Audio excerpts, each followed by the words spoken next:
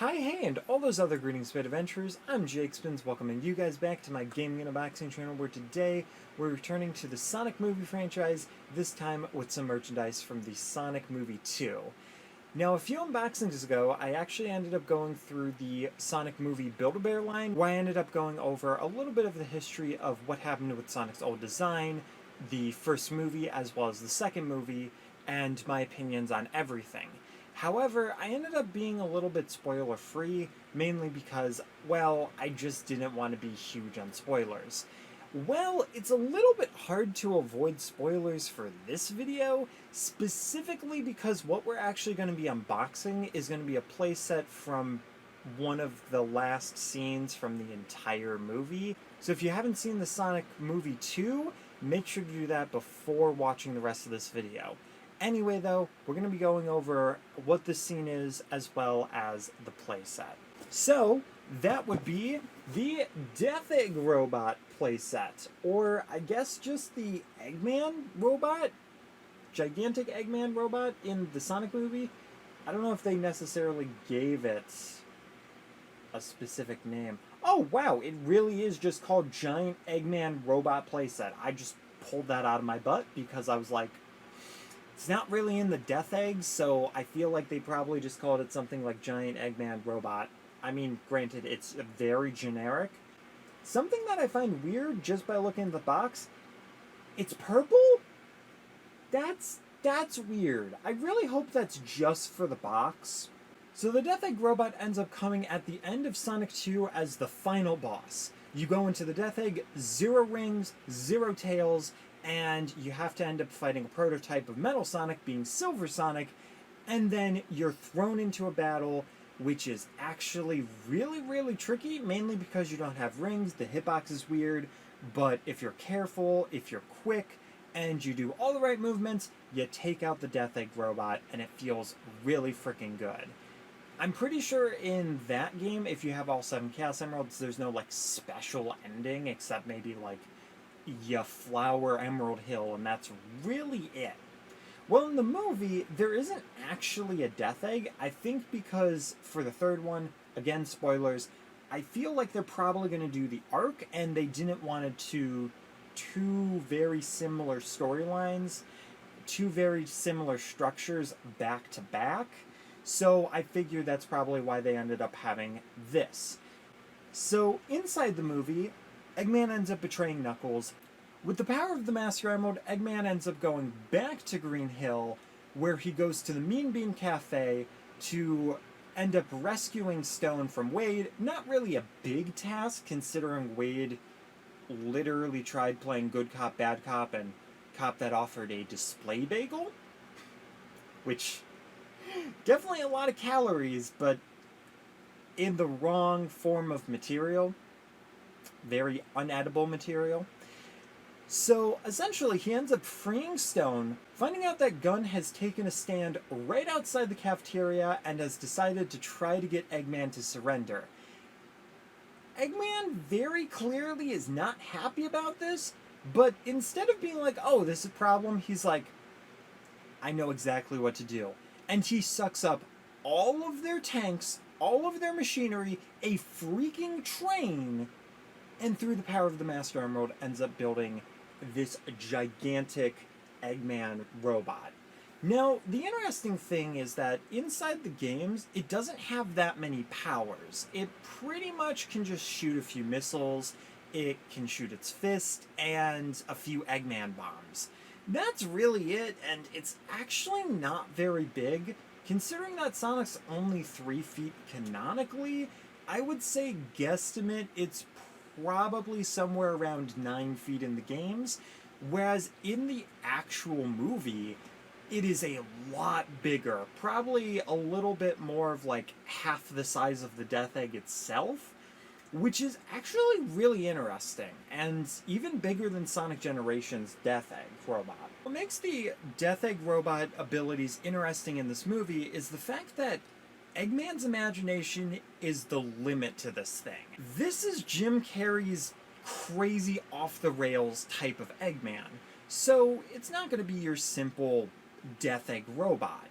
Instead, being able to have a bunch of different powers, such as using Master Emerald compressed beams through the eyes, as well as the nose, he constantly ends up moving the Death Egg robot with his body, which ends up making him use a bunch of different moves that are very gloaty, very dancing, and even some interesting hand motions. One of the coolest moves of this robot, though, is the fact that his mustache actually ends up going like, whoop, boom, and shutting down the tornado. It's such a cool freaking scene. I freaking love it.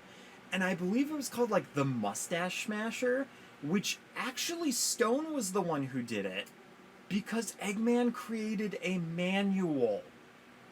Yeah, that's how prepared this guy was. And not only that, when he lost the Master Emerald, he had already created the backup power in the robot just in case something like that happened, which is just wild and very Eggman. In the film as well, the paint is closer to what it actually is inside of the game as well, being a silver top, having red and yellow, closer to like a Robotnik design, whereas this looks like it might be some sort of very early prototype, as it has sort of the face, but it's not really the same thing as the movie or the game, so this is definitely some sort of a prototype version. The other thing, too, is that I could have sworn there was one of these that had Supersonic in it, and I thought that's the one that I ended up getting, but apparently this one looks like it has regular Sonic in it, or a questionable Sonic, so maybe it's random. Either way, though, I think it's time that we finally open this guy.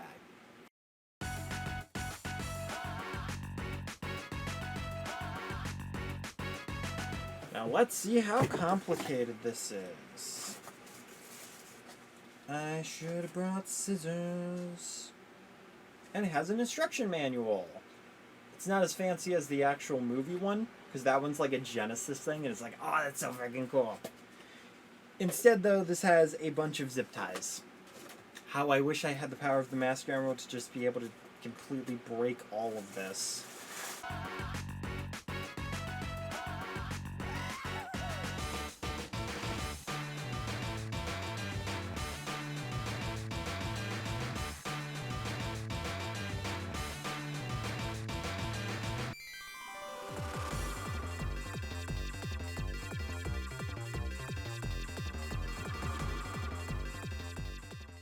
Okay, so let's look at the individual pieces parts, and then I'm going to try to set this up.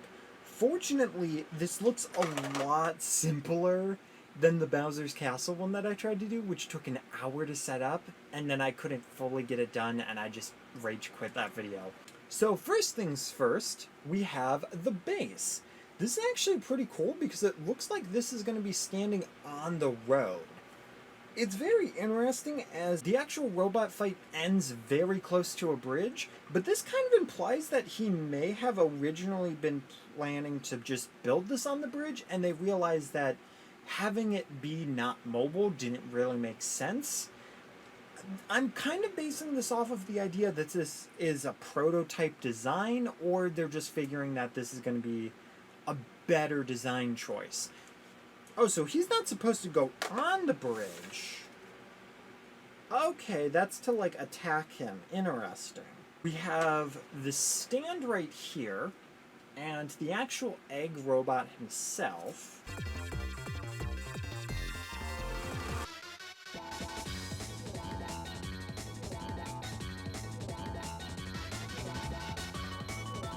Alright, so now I have this in full. So that one arch piece is so that you can do this. Whee! Rolling around at the speed of bridge. Got places to go, gotta follow the bridge road. I don't know. It's just very fun to do this. Put a ball at one side and just try to, like, you know, move it back and forth. I don't know, that seems like a thing that'll entertain me for hours because, like, I have the distracted mind of a cat. Alright, anyway though, now that we've looked at the bridge and we figured out what the heck to do about this piece, which you're actually supposed to put them side by side right there. I thought it was putting it from the outside onto that. because of how it looked in the instructions. But with the bridge down, let's take a look at the actual robot himself. So this is set up, since it's a playset, it's set up so that you can have him move left and right on a rotator, right, like that. And you can also move these up and down to have him be like, "Hey, I ordered some dinner." Yeah, he just looks like an angry customer at a diner or something. It's very bizarre. Now, the other interesting thing I noticed when setting this up is you can actually have him flop down. So I guess for like a defeated thing. The problem is, though, trying to keep him on this base is ridiculously hard. And that's one thing that's really rough about these playsets from Jakks Specific so far that I've noticed, is that there's always some like really complicated ways of connecting things that are either just perfect or just super loose. It's sometimes a little bit frustrating, I'm not gonna lie. So let's look at this guy in detail. So it looks like a lot of the parts that would have been red on the robot have actually been replaced by purple. I'm assuming that maybe the original idea was that maybe he took a bunch of scrap metal and just piled it together into this, and that's why it's a bunch of multicolors, and then they realized, wait a minute, this is his imagination, so it can literally be anything he wants it to be, so the paint of the gigantic robot isn't realistically gonna matter? That's my guess. But he's got a lot of GameCube purple, a little bit right there. He's got the GameCube logo disc missing, and you can see a little bit of what looks like some inner chest right there and there. So I guess those are, like, his pecs are being covered. The GameCube pecs, if you will.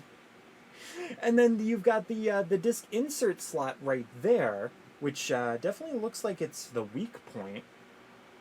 Because, you know, that would be extremely sensitive. This is an Eggman robot that would not want to run Sonic Adventure 2. He would want to run Eggman Adventure 2. So if you put in the wrong disc, or the right disc, in my case, it would just completely destroy this robot. So other than that, you have his large fists, which honestly, from this figure, it looks like they're supposed to like shoot out because they're very 3D and very bulky. Unfortunately, all they do is just move up and down and demand for food. But, you know, I guess that's fine. And I guess the bridge is their table. I love how I just ended up making this an actual person. This isn't the Death Egg robot. This is Daryl. And he just wants his bacon. That's all Daryl wants in life, is bacon. And he's not getting it, so he's demanding it. He's having a tantrum.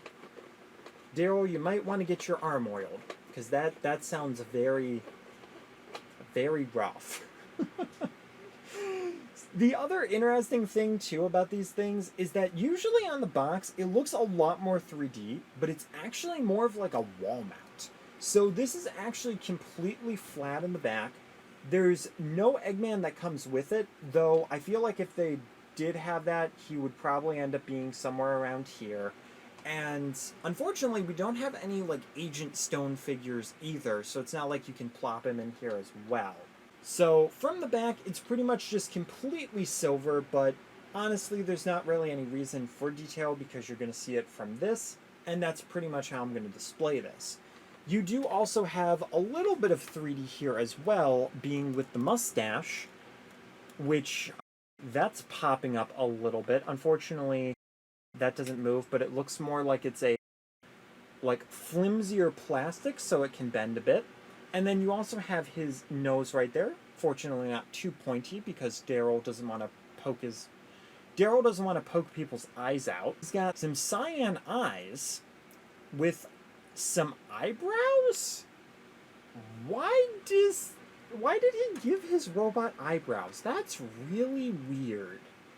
I will never understand that. But essentially, that's what he looks like. And from the base, I'm guessing that he was supposedly supposed to be, like, grounded to something because the base looks like there's a bunch of wires on it. As I hinted before, this is actually not the only thing included in this. Ironically, so they don't spoil the movie, they have this, and yet they have this guy as a normal Sonic figure on the back, as well as for just everything else. So they kind of have it to be where he's supposed to be on the bridge and it's being toppled back and forth. That definitely makes a lot of sense for the regular Sonic. For Super Sonic, though, yeah, no, that would not happen. Now, of course, again, spoilers. At the end of the movie, what Sonic ends up doing is he ends up getting the Master Emerald recovered, he breaks it, and ends up becoming Super Sonic. He ends up flying through Eggman's foot, going all around the head, cutting it off, and then does a freaking power move outside of Sonic Unleashed, where he ends up stopping an attack, and then afterwards he ends up kicking the robot over, and it is such a great scene. Freaking fantastic. So, the figure itself, first off, it is fairly rubbery, but only on certain parts. The head is more of like a bendable rubber, whereas the body itself is a thicker plastic. Feet as well seem to be rubber. The legs are more of the thicker plastic, as well as the arms. The hands and other spines, as well as the shoes, are the plastic? That's very weird. I don't know why they did this, and this looks to be a completely different sculpt, so extremely interesting. So, looking at the figure himself, you have a lot of details that are a little bit harder to see on the camera, but some of those details end up being the fact that he has that quill texture from the movie, so that looks really good. He also has that on the chest right there as well, kind of more like a ceiling texture in a way. His spikes all go up, and on this, it looks like he only has the middle spike, so he doesn't have an extra one there like the Build-A-Bear plush has. So very interesting. The back spines and his tail are also very rubbery for some strange reason. And honestly, it doesn't really look like he's being super. It looks like right now he's kind of doing a fake surrender, or like he wants to like grab something. I really don't know. I don't know why they had this, because they didn't include anything for him to hold.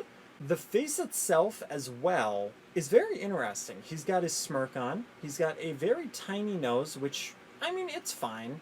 It works, though that is definitely very breakable. One very interesting detail, though, is his eyes are actually still green. They did not make them red. So, very interesting miscolor there. But to be fair, the gigantic Eggman robot, which is called the gigantic Eggman robot, is purple for some reason, and Eggman has pretty much almost never used purple. This is actually kind of close to the color scheme of those enemies from Sonic Heroes with the hammer that Knuckles had to take out. Joint-wise, it looks like a little bit on the wrists, though I'm not 100% sure because it feels weird. You've got joints on the arms, you've got joints on the legs, and maybe the ankles, but I'm not too sure. All in all, this figure looks pretty decent. The quality seems very low, and I'm guessing it's probably because you're literally supposed to do this with him, and that means that he's going to be flailing all about, so they figure, well, we're going to do rubber to make sure this doesn't damage, and also to make sure that Sonic's all bouncy and stuff. So if you, like, throw him down the stairs, or you throw him at a wall, he's just going to bounce. Like, you can play racquetball with this guy. Why use a ball for racquetball when you can use Super Sonic? Trust me, it's definitely more exciting that way. Will it be accurate? Who knows? Will he burn right through your racket? Oh, definitely. Nobody said it would be fun or not dangerous. I just said it would be more exciting. But anyway, though, guys, that is it for the very interesting Death Egg playset. So again, it's a little bit strange how this is set up, but it's actually really cool to see this. And considering they did also just do a Death Egg robot a few years ago, or at least not even a few years ago, like a little bit of a year ago, it's very interesting to see the contrast between the actual Death Egg robot and what they ended up doing for the movie. Again, I have a suspicion that this is a prototype design that they ended up using for the merchandise for multiple reasons, and we'll actually get into that when we do another set of unboxings, because there is a completely separate wave with Sonic, Tails, Knuckles, and Jim Carrey's Eggman. Anyway, though, guys, that's going to be it for Daryl and Super Sonic. So if you enjoyed, make sure to hit that like button. Share us out with everyone known love. Brother, mother, sister, father, iguana. I hope to see you guys in the next one. Keep your toes safe, and whoosh! Yo, that's actually a fantastic thumbnail right there. Dude, that is gonna get all of the beautiful attention. Let's go. Thumbnail game shall be on point. I don't even have to move this around. Daryl doesn't even have to, like, beg for bacon.